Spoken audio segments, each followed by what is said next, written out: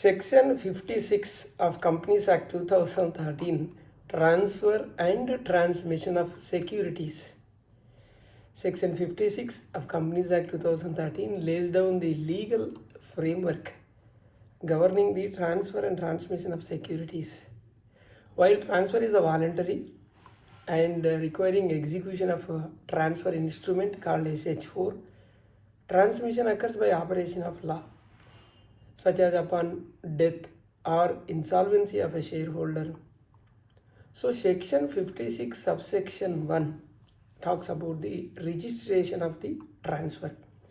A company shall not register a transfer of securities unless a duly executed instrument of transfer in the prescribed form submitted, that is SH4. The instrument is properly stamped and dated. Stamp duty has to be paid and properly dated. It is signed by both transferor and transferee. The name, address and occupation, if any, of the transferee are specified in the form SH4. Transfer deed is delivered within 60 days from the date of execution. From the date of SH4, the original share certificate or a letter of allotment along with the original share certificate along with the letter, so along with the deed, if any, whatever the documents are available, so original share certificates has to be submitted, and letter of allotment, if it is not there, original certificate, if any, letter of allotment, so that the proof for transfer, proof as a shareholder. So this has to be attached along with the transfer deed called SH4. Here the important exception is there. If the transfer deed is lost or not submitted within the prescribed period, then the board of directors may register the transfer on such terms including indemnity as it is considered appropriate. So board has a power, board can take a decision. Under section 56 subsection 2 that talks about the transmission by operation of law. So this provision clarifies that the requirements applicable to the transfer do not apply to the transmission because both are different.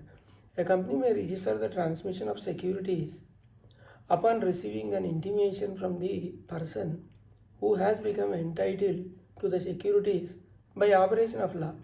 I'll give you an example like death of a shareholder, insolvency of the shareholder, or succession under the will, or any applicable succession laws or other legally recognized events resulting in transmission. These are the occasions for transmission. Section 56 subsection 3 talks about the transfer of property, transfer of partly paid up shares. So this is a specific case where the transfer application is made only by the transferor in respect of the partly paid shares. The company must issue a notice to the transferee. If the transferee does not object within 2 weeks from the receipt of the notice, the company may proceed with the registration of the transfer. The provision protects the transferee from unknowingly assuming liability of unpaid amount on the shares. This is the reason notice will be given. Section 56 subsection 4 talks about the time limit for delivery of the share certificates. A company must issue shares or securities certificates within the prescribed timeline. Suppose if it is the subscribers to the memorandum, so within 2 months of the incorporation, share certificates has to be issued, or shares are allotted within 2 months from the allotment, or transfer of securities, so within 1 month from the receipt of the transfer documents, transmission of securities within 1 month from the receipt of the information, or debentures. Debentures 6 months time is there for allotment from the allotment. So this is the timelines for issuing of share certificates. So where securities are held in dematerialized form, then the company must immediately intimate the depository after allotment. Then section 56 subsection 5, rights of a legal representative. So the transfer of securities by the legal representative of a deceased shareholder is valid even if the legal representative's name was not recorded as a member at the time of execution. So the provision facilitates the administration of the deceased shareholder's estate. Section 56 subsection 6 talks about the penalty for non-compliance. So company fails to comply with the section 56 subsection 1 to 5, then the company is liable for a penalty of 50,000. Every officer in default also liable for 50,000. So this is a penalty of 50,000 on the company and liable to penalty of 50,000 each every officer in default.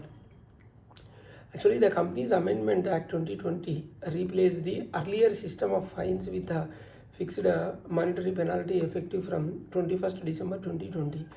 And subsection 7 talks about the fraudulent transfer of depository. If the depository or depository participant fraudulently transfer the shares with the intention to defraud any person, then it is liable to action under section 447 fraud, 447 of Companies Act, which deals with the fraud.